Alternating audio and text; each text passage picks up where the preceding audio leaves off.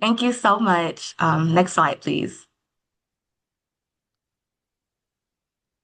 Hi, everyone. My name is Shannon Holback. I am the Assistant Director of Admissions and Marketing in the Master of Science in Environment and International Affairs program, and I'll take time to allow the other people to introduce themselves. Yeah, hi everyone. My name's Abby Bruns. I'm the Associate Director of Marketing Recruitment and Recruitment for the ESM program, so Masters of Science in Environment and Sustainability Management. I also previously transitioned from the Masters in Management at Georgetown University's McDonough School of Business, so very happy to meet you all.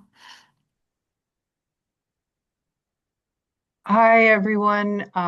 My name is Gina Green, Professor Gina Green, and I apologize for Shreya. She had something urgent come up with her family member today, this morning, and so I will be filling in. I am co-faculty member of the Climate, Environment, and Health Master's program. Very excited to be here, and we will go over the program later on.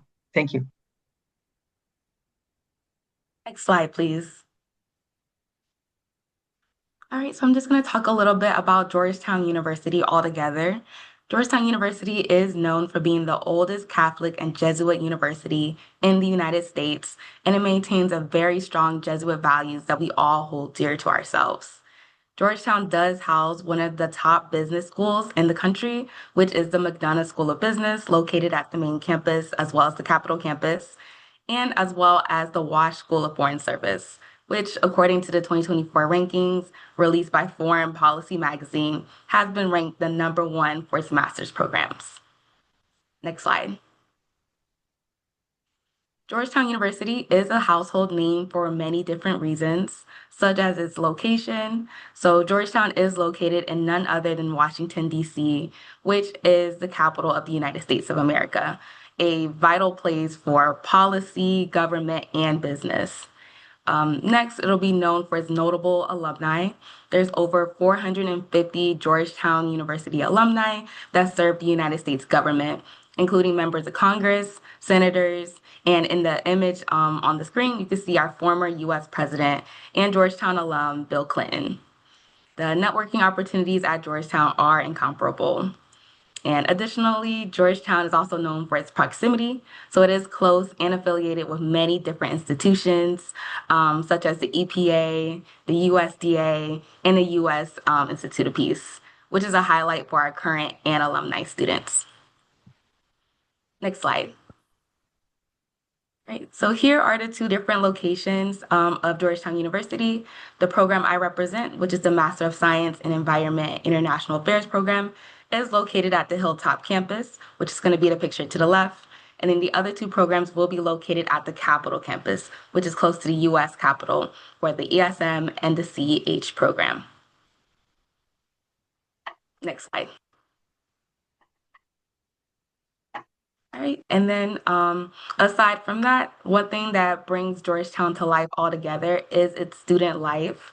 So we have over 80 different programs here at graduate programs here at Georgetown University that different graduate students are able to take advantage of. So it's really great, some of them including the clean tech energy as well as Lobby Georgetown. So being able to get involved outside of the classroom is something that's really important, and that means a lot to all of our students here at Georgetown.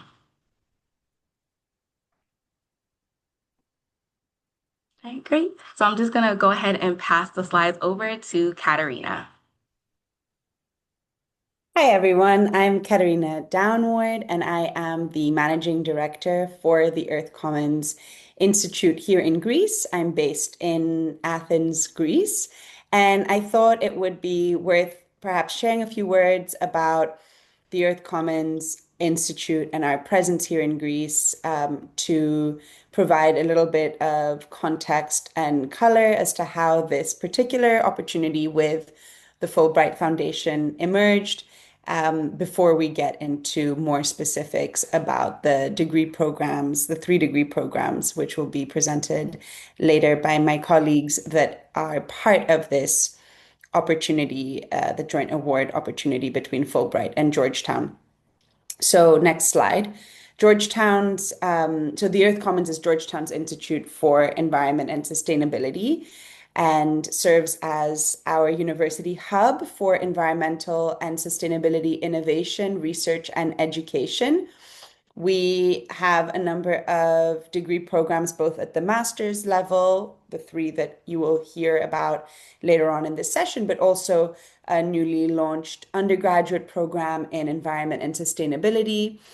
And we have approximately 20 faculty members that are part of the Earth Commons Institute that cover a variety of different environmental research foci and areas, and an additional 100 or so Georgetown professors that are affiliated with our faculty network. And together, the Earth Commons is transforming the university into a living laboratory to develop scalable solutions for a greener and more sustainable planet. So from the outset of the establishment of the Earth Commons in Washington, D.C., we wanted to incorporate global perspectives into our work, recognizing the transnational nature of the issues confronting the environment. And for this reason, the Earth Commons seeks to build regional research and learning hubs around the world, focusing on regionally inflected environmental issues. We decided that the first such hub would be in Greece, and this was established just over 2 years ago in mid 2023. If we can go to the next slide. There are a number of reasons why we chose Greece as our first international location. Greece is rich in biodiversity, strong academic and research networks, and its cultural and historical global significance and unique regional influence at the crossroads of three continents make it well suited as a hub. Also, in terms of the threats that Greece is facing, besides being a climate change hotspot with average temperature rising more than 1.5 degrees Celsius in the last 3 decades, Greece also faces a range of its own environmental challenges, including to land management and biodiversity conservation, the lacking enforcement of environmental laws, the widespread impacts of mass tourism, particularly on the islands. These are all things that those of you joining today will know well, given that you live here in Greece, and also the threats to our marine environment, which all exemplify the urgency to amplify and support the work that is already being done by established Greek civil society, research organizations, and academic institutions. So that's a little bit about why we're here in Greece. And we'll go to the next slide, which is the final slide from me, just to say a couple of words about what we're doing here in Greece. Over the past 2 years since establishing a presence here, we have been developing relationships with local partners, and you can just click through as well, and the icons will appear. We've been developing relationships with the local partners in service of environmental education and planetary stewardship. So our relationship with Fulbright Greece is part of this undertaking, with the joint scholarship supporting one student from Greece to attend one of our joint Earth Commons master's degrees in Washington, D.C., that, as we've said, my colleagues will be elaborating on later in this info session. But in addition, we have developed undergraduate and graduate student experiences, including summer courses for both Georgetown students and for Greek students. We've offered opportunities for independent field work. We've created partnerships and collaborations on capstone research projects for our master's students. And also, we've had a number of students complete internships in Greece.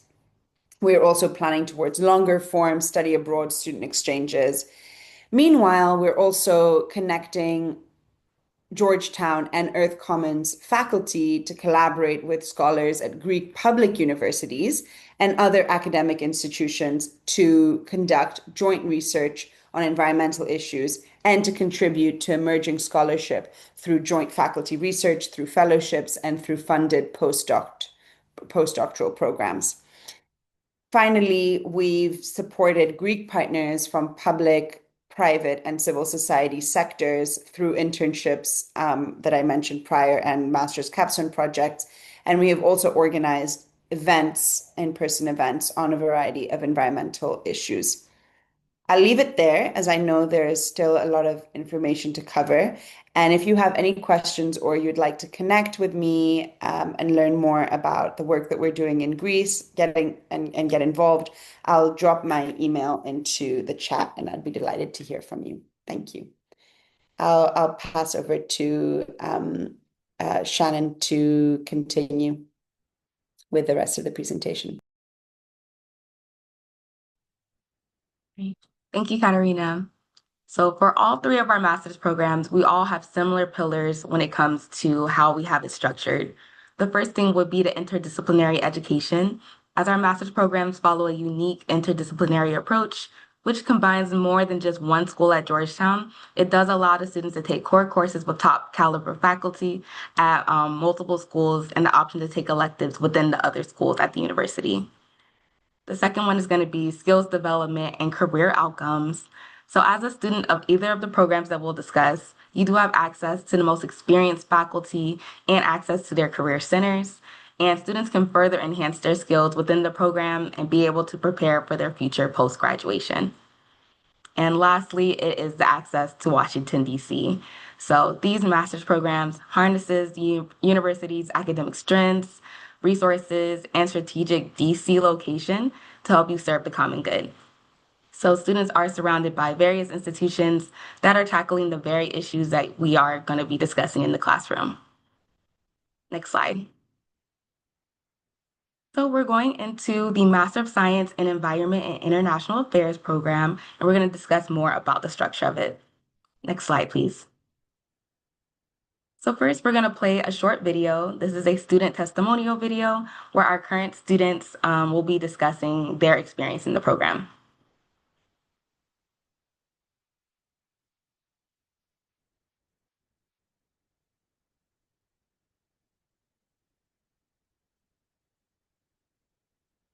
If this causing the error, we can just move on from it. Yeah, I'm not sure I can make it work. Because I think beforehand I have to.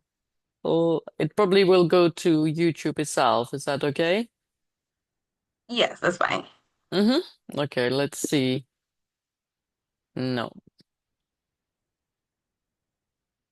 No, I don't think that's right. Okay, it's fine. We can go to the next slide. Okay. All right, so these are the three concentrations of the Master of Science in Environment International Affairs program. So first, we have the Global Sustainable Energy, Technology, and Policy. So this concentration provides students with the knowledge base and tools to identify the implications of energy policy choices and pathways to a more sustainable energy future. The second one is going to be Global Environmental Science and Policy. So this concentration provides students with a background in the environmental sciences, including atmospheric and ocean science, and the implications for global environmental change. And lastly, we have environmental science and international security. So this concentration provides students with an understanding of food, energy, and water insecurity and their impact on the global landscape. So once a student has selected a concentration, they will be taking 9 credit hours in an elective and 6 credit hours in a skills-based course related to the concentration. And what's really helpful about the program is you are able to take classes within the other different schools in the School of Foreign Service. Next slide. In the last semester of the program, which is going to be the summer, we do have a capstone project. So the capstone project is designed to provide students working together in teams with opportunities to work on real world challenges and facing the world today. So the clients is going to be governmental, non-governmental, or even corporate sectors. So it'll be small group-based consulting projects where you can provide your information and knowledge that you learn into small projects. And it could be virtually held, and we do have the funding for international travel. Next slide. Right. And then when it comes to career paths, that's definitely something that the MSEIA program focuses the most on. So you do have access to the School of Foreign Service Career Center. And with that, it does give you 24/7 career resources, industry coaches from all over, and resources to provide and improve your skills to tailor your resume for the desired job you are seeking. And within the School of Foreign Service, that access is for life, meaning even after graduation, you still have access to it. So our amazing alumni from the SFS, they still come back to this day if they have any type of questions about their jobs or anything that they want to do in the future. You have full access to do that even years after graduation. So that is definitely something that's really amazing. Next slide. All right, so that is it for me. So I'm going to pass it over to the next program, which is Client Environment and Health.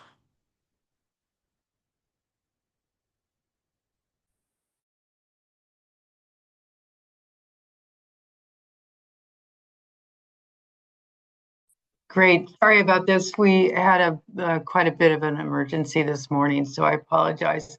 Again, let me introduce myself. I am the co-director, co-designer of this program, and I've been working with the School of Health for over 2 years in developing this program. We're very, very excited about it. It is a master's program. It is a 10-month program. I'm going to go to the next slide, please.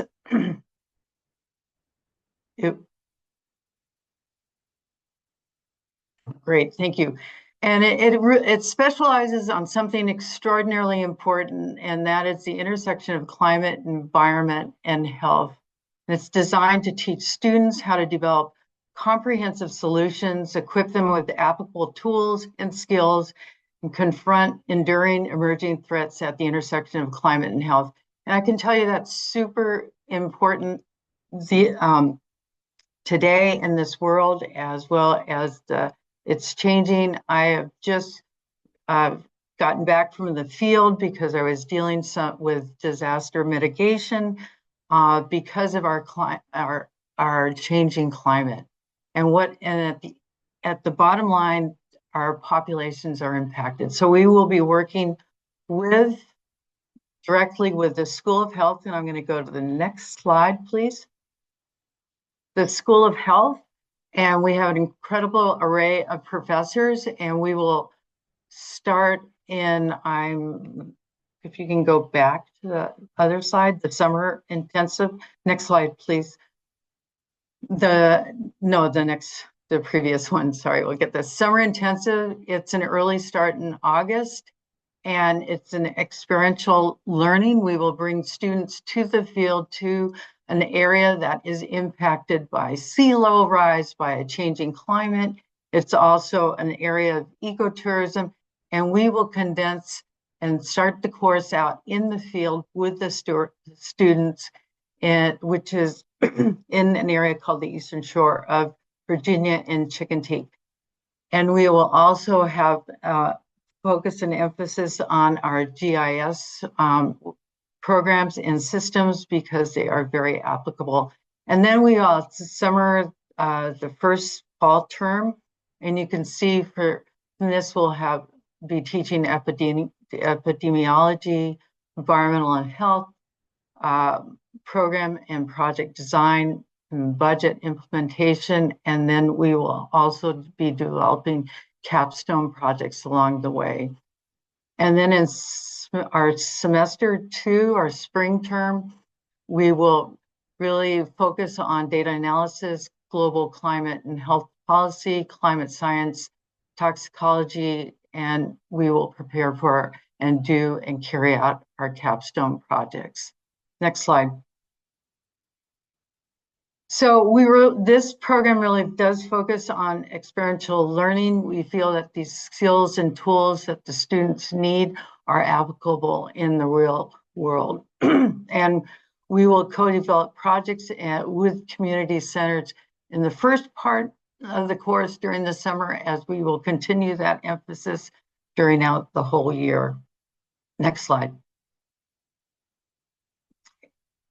And as I was saying, it's a 12-week theory-based practical experience, and we will very much have reached out to non-governmental organizations in the capital area of DC, but we also will be working internationally, and we have reached out to NGOs, private sector and public health sector programs, and they're super excited that we will be focused on students that will be coming out of the public health area and the environmental area, teaching them these skills and tools that they can take on to carry out capstone projects, which will lead into careers.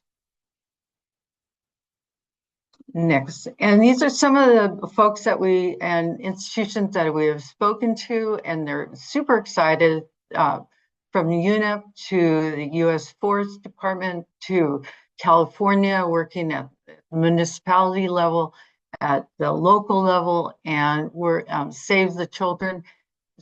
And we know the skills and the tools that will be taught during this program are going to be essential for the future and what is needed in the professional market. Thank you. Next slide. So we're very excited. I'm going to pass it over to my colleagues.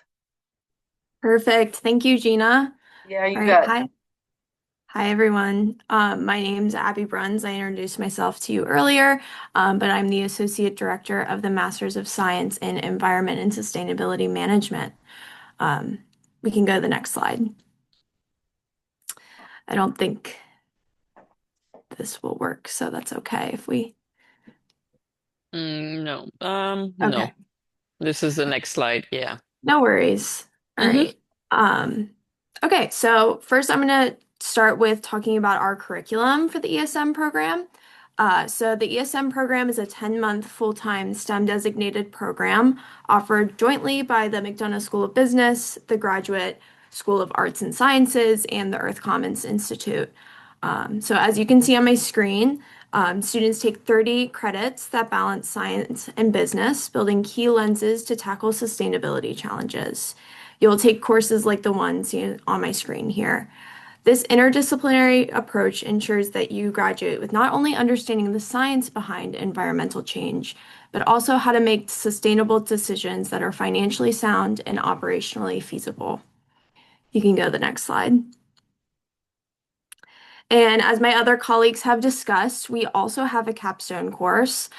This is really important because we emphasize experiential learning. In the capstone, you'll work with a small consulting team to solve real-world sustainability challenges faced by our partner organizations. These projects are very hands-on and often involve direct engagement with company data, operations, and leadership. You'll spend the semester developing your recommendations, and then you'll present your findings to company executives at the end of the project. Some of our capstone projects are on my screen. So as you can see, Amazon, Blommer Chocolate Group, Department of Energy, etc. So the projects really range from corporate sustainability strategy to public sector energy policy. It's a fantastic opportunity to apply what you've learned in the classroom, gain consulting experience, and expand your professional network. You can go to the next slide. Another really key part of the ESM program is our Career Center. So before you even start classes, you'll be able to participate in a career preparation programming over the summer, including resume workshops and goal setting sessions. Once you're on campus, you'll work one-on-one with our dedicated ESM Director of Career Services. She will guide you through resume and cover letter development, interview prep, salary negotiation, as well as connect you with alumni and employers in the sustainability space. You'll also be able to attend industry panels, networking events, and workshops to help you navigate the sustainability job landscape, from consulting to energy to ESG strategy and corporate social responsibility roles. It's also really worth emphasizing that we have a STEM designated degree, so that's OPT eligible, meaning that international students can apply for up to 3 years of US work authorization after graduation. You can go to the next slide. And then finally, I just wanted to talk a little bit about our outcomes for our alumni. Our ESM graduates have gone on to build impactful careers across a wide range of industries, including consulting, government, and technology, three of the top sectors represented by our alumni network. The median full-time salary for graduate is around $80,000, with many students stepping into the roles that allow them to directly influence sustainability strategy and implementation at both corporate and policy levels. And most importantly, they're joined by a tight knit of Georgetown alumni who are passionate about driving real, measurable change in how organizations approach sustainability. You can go to the next slide. And with that, I'm happy to introduce our current Fulbright graduate student, Constantina. She's actually in the ESM program and is also an ESM ambassador for my office. So happy to introduce Constantina. Hello, everyone. Constantina, can we see you? Is that okay with you? Yes, of course, of Okay. course. So, hello, everyone. I'm Constantina. I received the Fulbright Scholarship and Georgetown Partner Award this year. I want to tell you that this is a one-in-a-lifetime opportunity. The amount of the scholarship is super supportive. You will get support from Fulbright, from the university, and I highly encourage you to apply and try to get one of these to get in one of these programs. I wanted to talk about my program. This is a perfect balance of business and science courses. It all makes sense. Everything is interconnected. So the knowledge you acquire from the business courses is applied on the scientific courses and vice versa. There is a connection with the real world. We work on real case problems, case studies. The cohort model is a very interesting and amazing part of the program. This means that you will work and take all the courses with the same people. So the environment and the like, you get to build great friendships that I think will last for your whole life. And this is a very important network for your future life. The career services, like we have a designated person working only with our program. So you get one-on-one career services and you get to prepare for the real world afterwards. The Fulbright Scholarship is very well respected in the US. It opens many doors. And I would be happy to get in touch with all of you, advise you, give you more insights. Please don't hesitate to contact me. You can find me in LinkedIn or in Instagram, anywhere you want, and I would be happy to help more. Thank you, Constantina. I'm gonna share again where we left off.